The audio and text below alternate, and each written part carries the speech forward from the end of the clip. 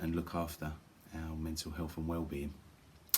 This morning I'm going to talk to you about a subject that's an interesting one for me. The subject we're going to be speaking about this morning is high functioning mental illness, high functioning mental health. Those of you that don't know me, back in 2010 I had quite a severe mental and physical breakdown. I started my business in 2005, grew the business year on year, lots of stress in growing and developing a business. I got to 2010 and 3, as well as all the pressures of 2 young children, family, mortgage, all the things that we have going on, usual things we'd have going on in life. I actually had 3 really traumatic experiences or traumatic events that happened to me in my life, and that was first of all losing my best friend. That happened in the May of 2009. I found it quite difficult to cope with that, but ignored the signs and just tried to carry on, just tried to battle on. Then towards the end of 2009, turning into 2010, we were given the news that my dad's cancer had returned for a second time. That meant him having quite a significant operation, and unfortunately he couldn't pull through that operation, and we lost him in the July of 2010. At the same time as that happening, actually a week after my dad had passed away, we had a company that we were working for, unfortunately went bust, and they owed my business the best part of £160,000, and I had all loans, all personal guarantees on loans in the business secured against the house that my family was living in. So my children were at the time 2 and 3, and again, the one thing I can say that I definitely know that I did do was I was ignoring the signs. I was up every day. I'm okay. I run the business. I've got to get down there. I've got to be there for everyone. I wasn't showing everyone my feelings. I wasn't showing my emotions. I was just bottling it all up. And of an evening, whether it be going out entertaining with clients, whether it be going out with my friends, I was using drink as a coping mechanism. No one expected Russ to not break. He was all right. I was keeping up a very good perception that I was okay. Whilst I've always been quite a strong person, the expectation was that Russ will be all right. Russ is strong. He's okay. And the reality of it was that I wasn't. I used drink to cope in life. I used it to make it go away. I'd drink myself to an oblivion so that I didn't have to cope with what reality was. And I was not behaving responsibly, turning up on my drive at 4 a.m. in the morning with my wife having to pull me out of taxis, not knowing where I was. And I actually got to the place where my behaviour wasn't reasonable. It wasn't reasonable for my wife to put up with it, and me to be around my children like that. Things started to deteriorate. The way I was talking to Deb, my wife, the way I was behaving. I didn't believe there was anything wrong with it because it was just my way of coping. But actually, it was becoming quite devastating.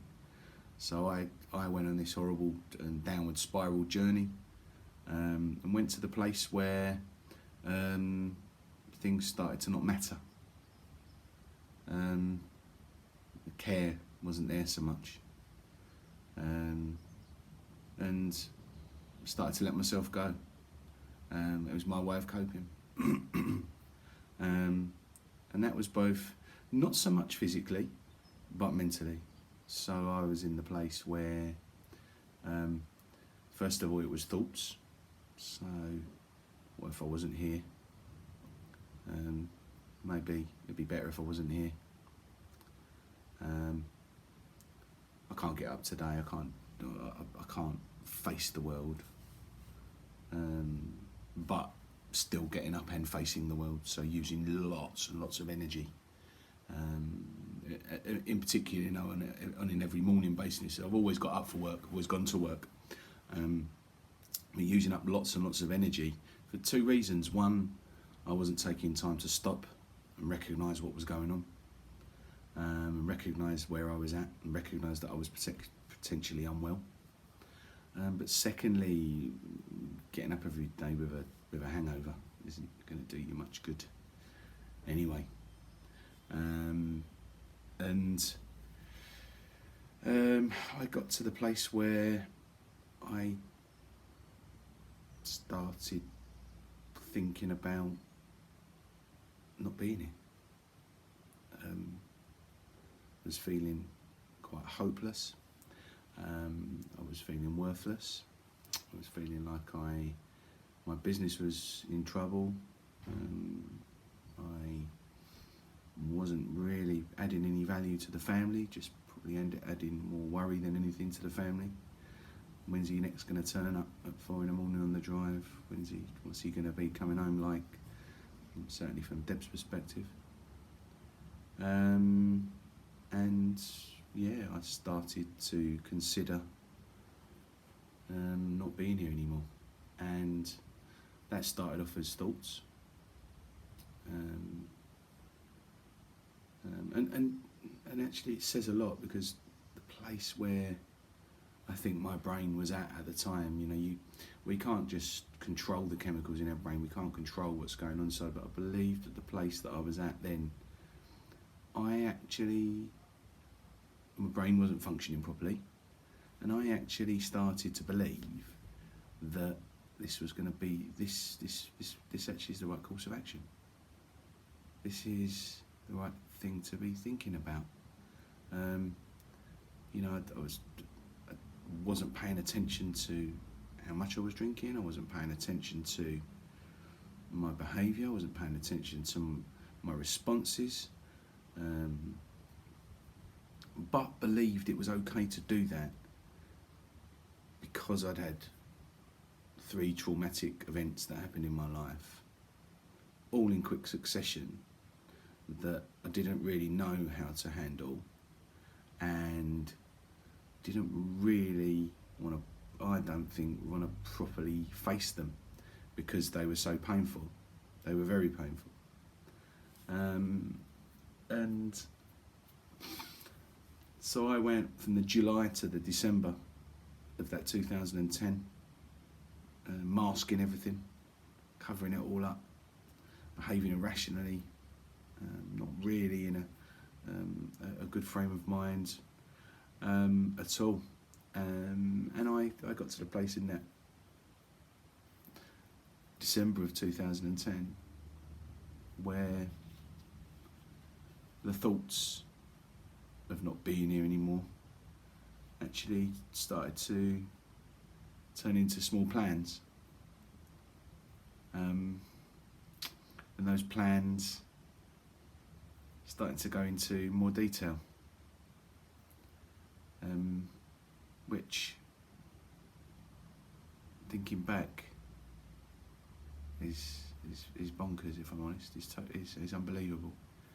I knew what I was going to do, knew how I was going to do it. I even sized up the Hoover hose under the stairs to see if it would be long enough. to go into the window of the car. And it did take for, I would get up every morning. I can remember getting up every morning at that time in that November and that December, even to go in and face work, just crying before I had to leave the house, just having to sit there on the sofa and just crying for no reason. But still believing that I've just got to get on with it. I've just got to keep going. I've just got to get to work. I've got to face music. It took for my mother-in-law to sit down with me and sit me down on the sofa, and all she said to me, which I remember saying, is, "I don't think you're well, Russ."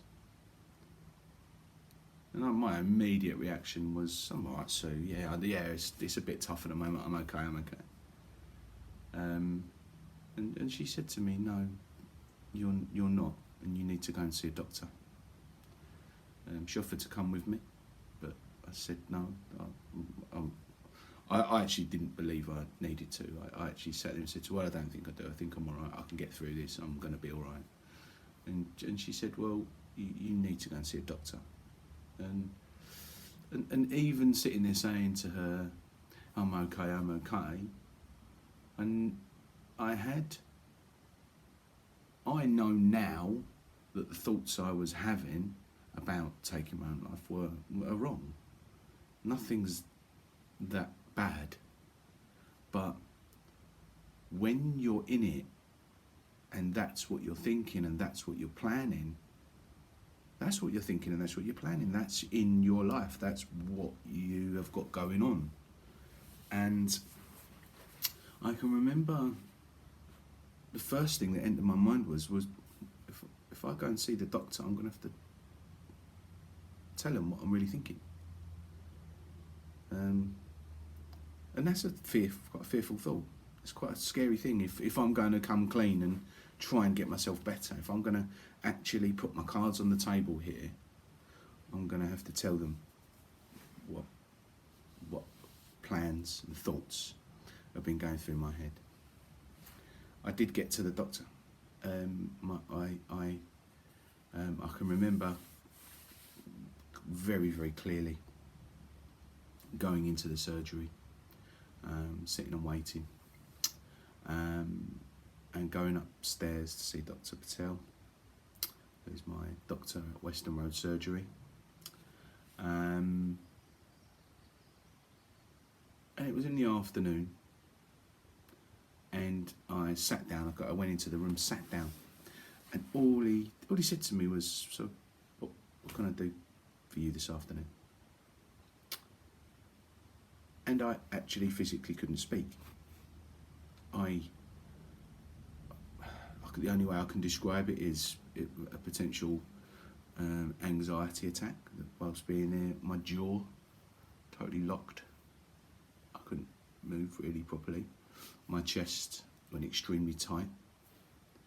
And I managed to start speaking and was talking like this, and tears then started running down my face, and it dawned upon me where I was and what I was saying. And thinking back now, I wasn't thinking about it at the time, but thinking back now, that doctor must have been sitting there looking at me thinking, this person is very unwell. I was in the surgery for, bear in mind an appointment I think is 6 minutes long. I was in the surgery, I was in his room for well over 20 minutes. I managed to get out and tell him what I'd been using to cope, what was going on with the business, what had just happened in the loss of my dad and how I was feeling, and how I didn't really feel that I had much of a place here on this planet, on this earth. And that, yeah, I filled out an anxiety score, I filled out a depression score. Both of them were off the scale, if I'm honest. They were very high. And it was time for me to, from that particular point in time, I'd faced what the problems were, faced what I had going on, and it was time to start on the road to recovery and the road to understanding more about myself and my mental health. And I sit here now, even though today I still will have my struggles today, but I sit here now knowing that going and doing that, being willing to go and do that, being willing to go and make myself better, to understand my head, understand my mental health, has without doubt been the best thing that I've ever done for myself in my life, because I don't think I'd be here today if I hadn't. And then with the work I do today, I've carried on studying. I've added some qualifications from Mental Health England as a mental health first aid instructor to my lived experience of going through a very, very long recovery. I was into the priory. I was in a fortuitous position where my wife's work, my medical cover, and it covered me for mental illness. And I went into the priory so I was a day patient there. I started off there 2 days a week under a fantastic psychiatric doctor, a guy by the name of Gary Jackson. I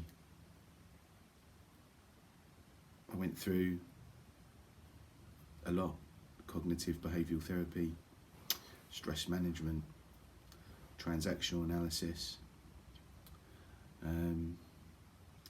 schema therapy, which is where we go back to childhood and understand the subconscious rules that we create for ourselves as a child and how we live by those rules.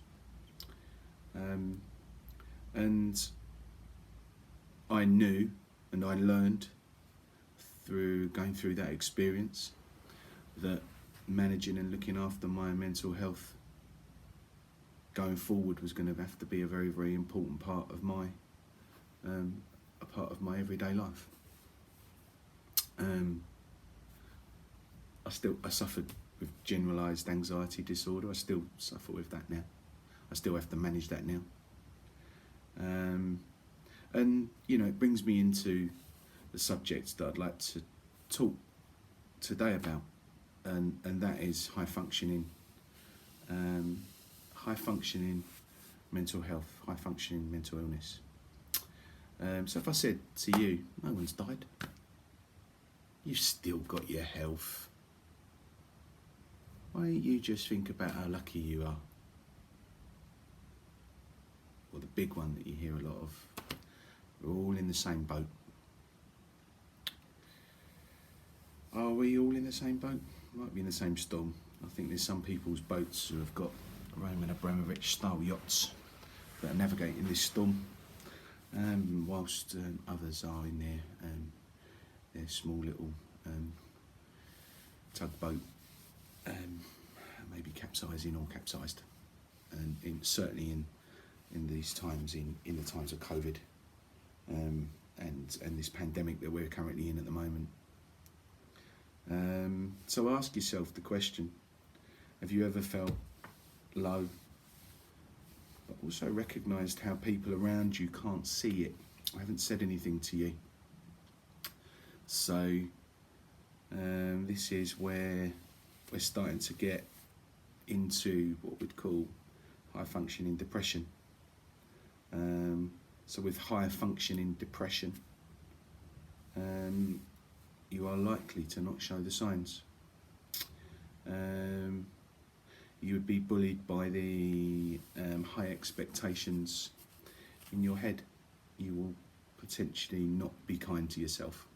You'll put a lot of burden on yourself. You'll put a lot of expectation on yourself. You'll potentially be a high achiever, or wanting to be a high achiever, and you won't stop, look, see how you are.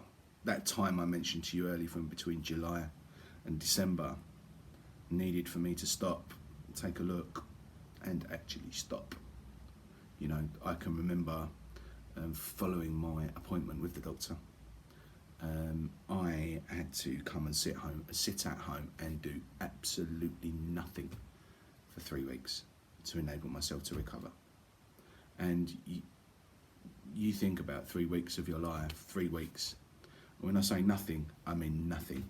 I mean, even, you know, making a cup of tea might have been the most that I would have done. I would get out of bed, I would just be sat on the sofa, I would be watching maybe not even watching television at one particular point. And so taking heed and understanding what high expectations one may be putting on themselves is extremely important. The yellow brick road of where I put pressure on myself to be in life. Driven people will do that. You know, if I'm not at the right point, I do it. Even I have to manage it now, but I still slip into it now. I had a situation last week where just with, you know, running the business in the times that we're in, extremely challenging and pressurised. Fortunately, I've got an unwell daughter, so I have additional pressure in my life. And then last week I had my car stolen, and it's just that bridge too far. So, you know, the older me would have gone, you just get on with it, and you do have to an extent. But I knew, so that happened on Wednesday last week, I knew that I have had to take some time out with regards to the pressure on me. I've had to take a step back, take some time out to be kind to myself, and, you know, looking at where I am on the yellow brick road, and putting pressure on myself is not going to do me any good. It's going to make me worse and potentially drive me to wanting to drink more, wanting to use unhelpful coping mechanisms, because I'm not stopping and taking that time to understand what's actually going on. Are the chemicals being released? Is my brain functioning properly? And, you know, the other part to watch out for is convincing one of quick fixes to get back. One day, all right, yeah, I've had one day out, yeah, fine, I'm right now, yeah, I'm fine. 3 to 4 days I've taken to actually have to say to Deb, look, I can't do stuff at home at the moment. I've just got to sit down. I've just got to be a little bit relaxed with the pressure that I'm putting on myself, because I know that I can see the signs, I can see the warning signs that are there.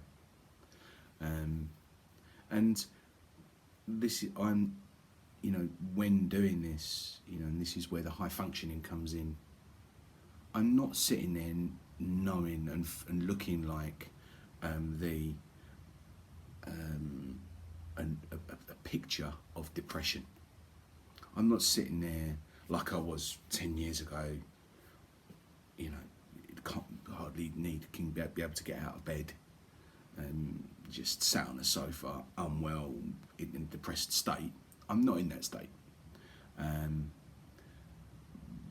But I also know that with the pressure and the contents of my stress container, how full it is, I also know that if I don't stop, if I don't alleviate some of the pressure that's on me, I risk going into that highly depressed state, where it's not a choice whether I can stop or carry on. the choice is made for me. My body will give up. And which, again, is what happened to me where I left it so long, 10 years ago.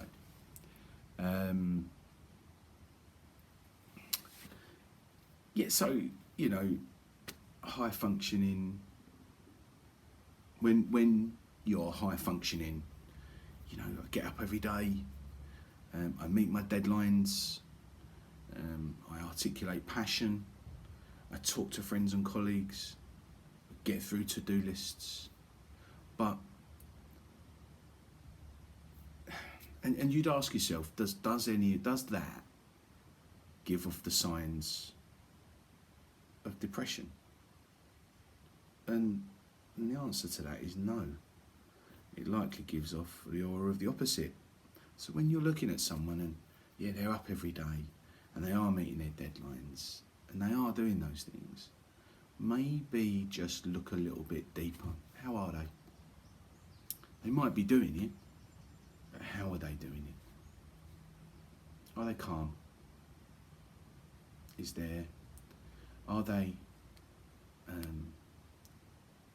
getting through it with a smile on their face? Because also, how kind are they being to themselves? How hard are they being on themselves? And I think that's something to look out for. I certainly have to look out for myself with regards to how kind am I being to myself. It wasn't my fault. My car was stolen. My car was stolen by a sophisticated computer. And I could sit there forever and a day saying what I could have done and what I maybe should have done. And that was, I could have put a steering wheel lock on. I could have parked it right out the front of my offices instead of to the left of my offices where the cameras were. But that's not gonna do me any good. And this is where the way that I was kind to myself was to give myself that break, to give myself, that was just that one step too many last week, and to give myself that break to say, Russ, step back and you'll be able to go again.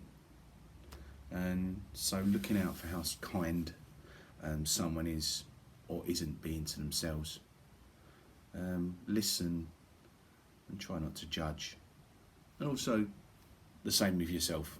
You know, if you're not looking at someone else and you're looking at yourself, how kind are you being to yourself?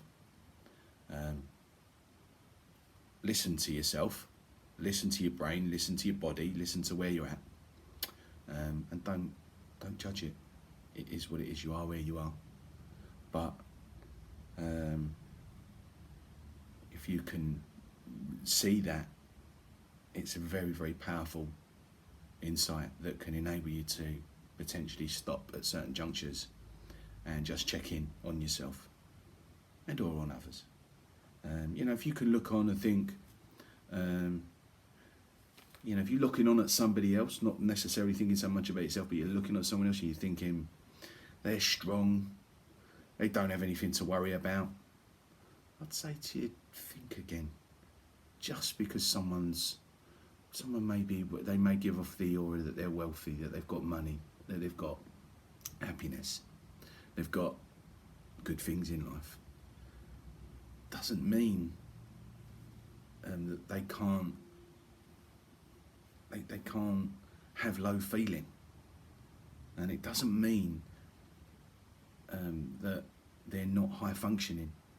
You know, high functioning is very, very different to fully functioning. High functioning is fast life, fast pace, strong person, leadership, leaders.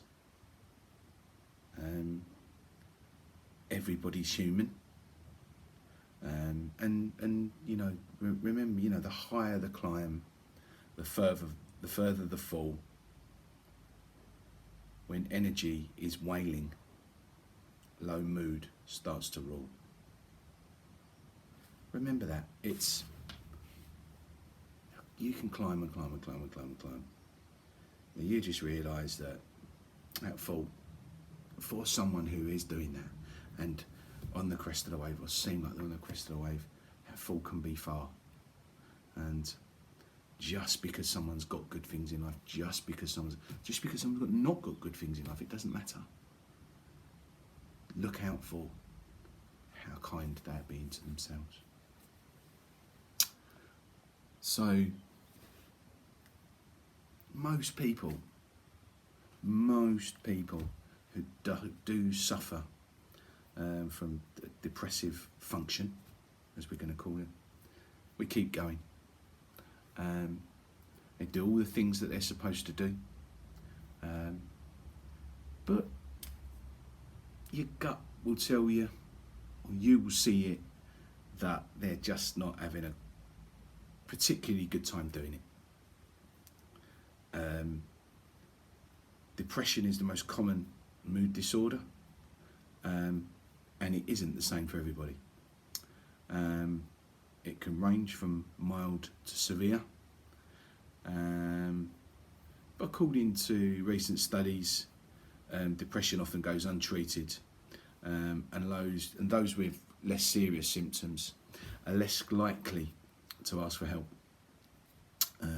speak or receive treatment, compared to those with who've got serious conditions. So those who have got mild depression, or what I'd class as high functioning depression, they will keep going. They will, but when trauma and big things happen, it can go from mild to severe very, very, very, very quickly. And there's that belief in the world, because of what someone with high functioning depression has the capability to create, of everyone around them not necessarily detecting that early. And we all know that the earlier we can start talking, the better chances are of coming back up without sliding down the diagnosis lane and getting worse. So, understanding those that are high functioning, and keeping an eye out for them. And I'm not necessarily even talking about people that are right at the top of businesses or right at the top of organisations. No, I'm talking about people that are high functioning in their lives. They might have a lot going on in their lives. I know I do. I have a lot going on in my lives. I actually choose to fill my life with other work, such as the stuff I do for Mates in Mind or Construction Wise Minds, because I shouldn't use it as this, but it's a therapeutic space for me. I don't go into those areas using it as that therapeutic space. I go in there to give back and to give to other people. But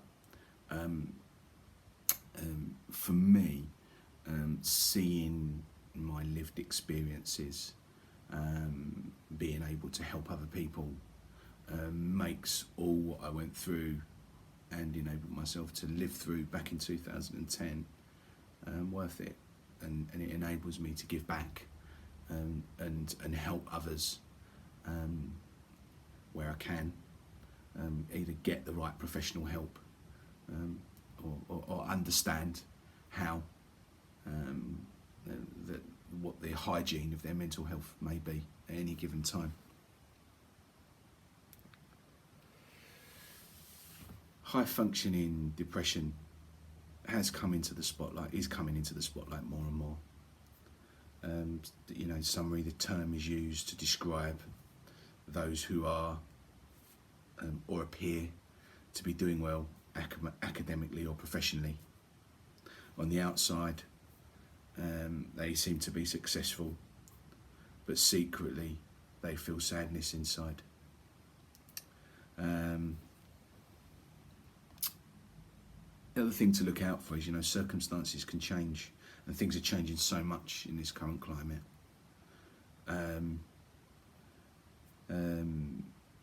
We've got, everything from we've got COVID-19, people's jobs, bereavement, financial worries, illness worries, and someone with mild depression, high functioning depression as I've described it earlier, and do be careful.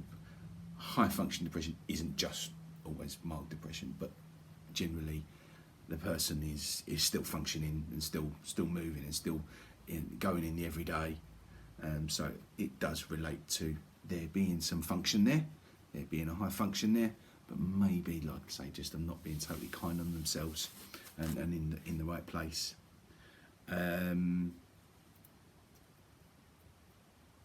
Anyone with mild depression can be at a heightened risk of developing moderate to severe depression very, very quickly. And the other consideration is it's not just them. This can impact on those around them, whether it be work colleagues, whether it be children. You know, from a parenting perspective, someone you know, someone with high functioning depression, someone with mild or severe depression, and risk putting the spotlight on associated risk factors when parenting. You know, rates of depression from parent to child increase by nearly a factor of 3 if a parent is depressed. And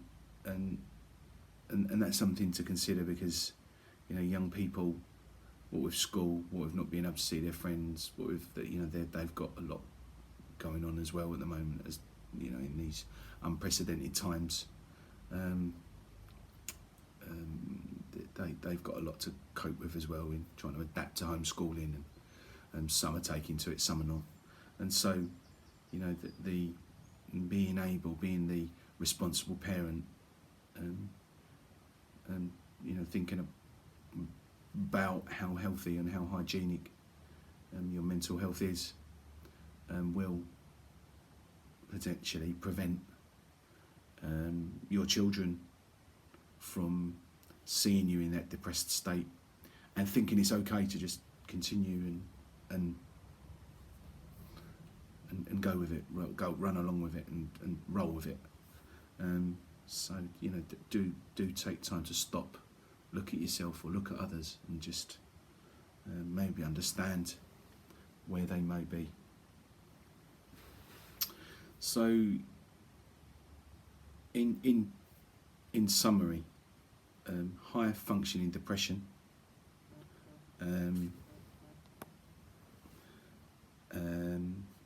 or dysthymia, I believe, as it's known, is something that is being spoken about more and more, and without doubt it needs to be. It's an important subject to broach, from a prevention is better than cure approach to managing our mental health, in particular depression. In society today, in particular during COVID-19.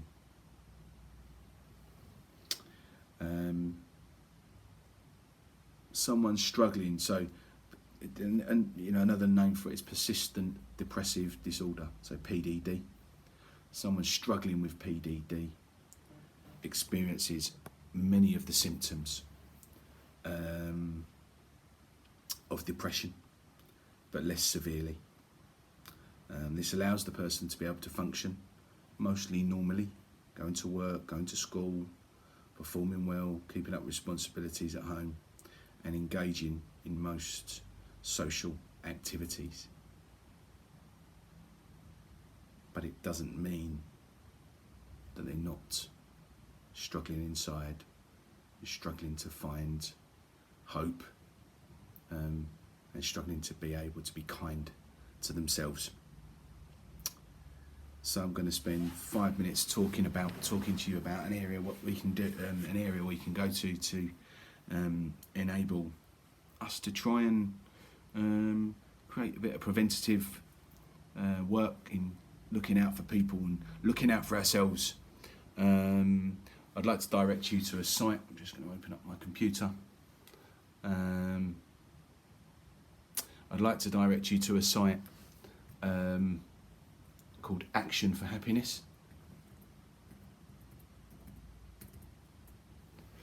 www.actionforhappiness.org, and in there, if you were to type it or tap into Google, just put into Google Great Dream.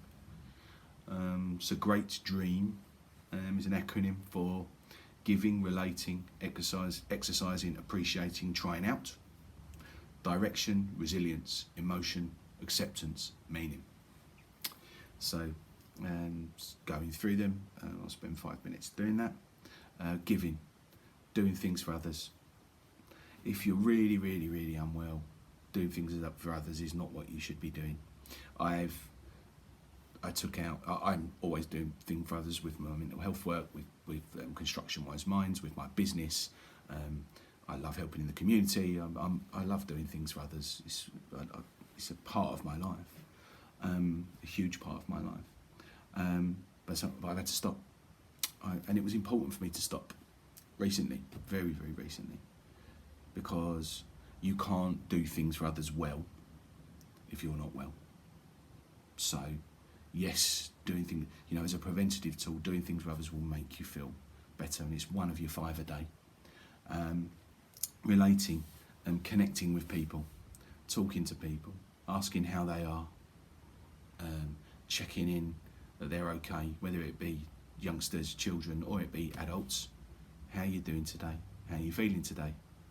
Who have you been speaking to? What have you been doing? Understand, connect with people, listen, and don't judge. Relating and connecting to people is going to be a massive part of us as a society, pulling ourselves through the other side of this pandemic and what now looks to be quite a tough time with regards to our economy. Exercising, so taking care of your body, looking after yourself, going out for runs, going out for walks, eating healthily, looking after yourself. Amazing how, healthy body, healthy mind. So true. Appreciating, gratitude, noticing the world around you. Some people will say it's not a great place. Yeah, I wouldn't disagree. I think there's a lot of change going on. There's a virus out there, and all lives matter. All lives matter in our world, and let's be honest, that is changing as well, and the world is going to be a different place, but we've still got time to look around and have some gratitude for what we have got around us.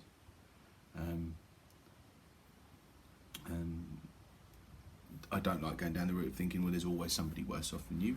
There is. There's also someone better off than you, but having gratitude for where you are can enable you to find that happier living, that ability to just, it is what it is, acceptance. It's acceptance, isn't it? And enjoyment of the world around you. Trying new things out, innovation. We're in a new normal. There is going to be a tremendous amount of innovation that's going to be needed in the new normal. For your mental well-being, trying new things out and allowing yourself to be vulnerable enough that if it doesn't work, you try again, you look at something else, but also you could be on the verge of that's something that could change your life and change the direction in which having goals to look forward to.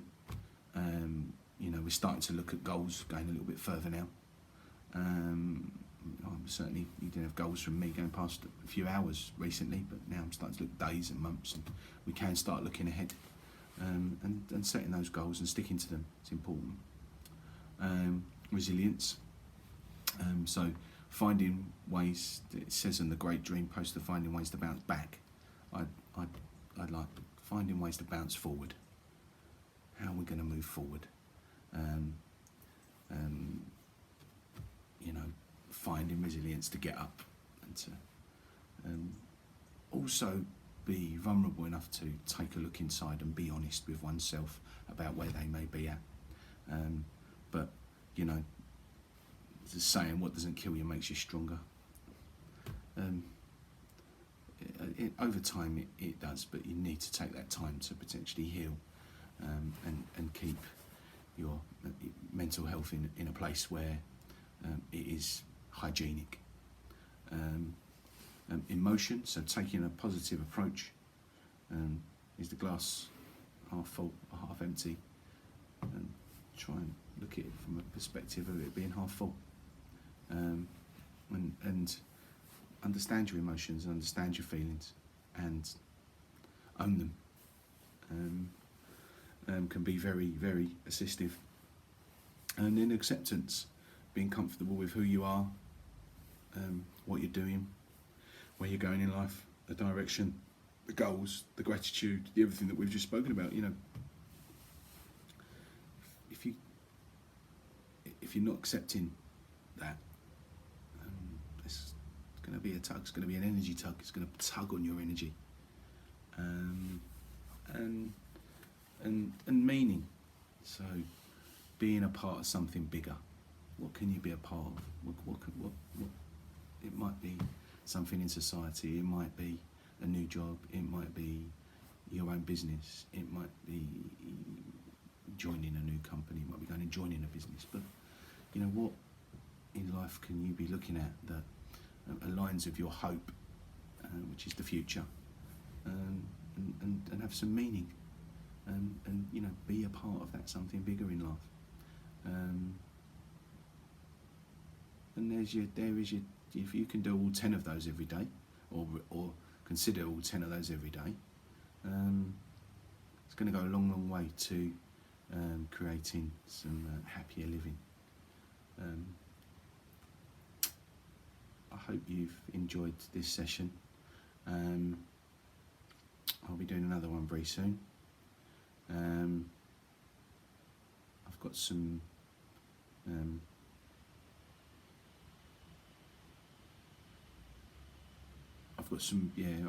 I've been off of, I've been doing the 25-day 25 press up challenge, and I've had to take a break from Facebook. I've had to take a break from doing it.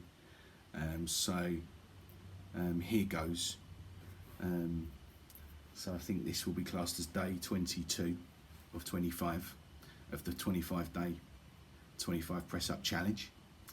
I'm going to turn the screen a little bit, and here goes.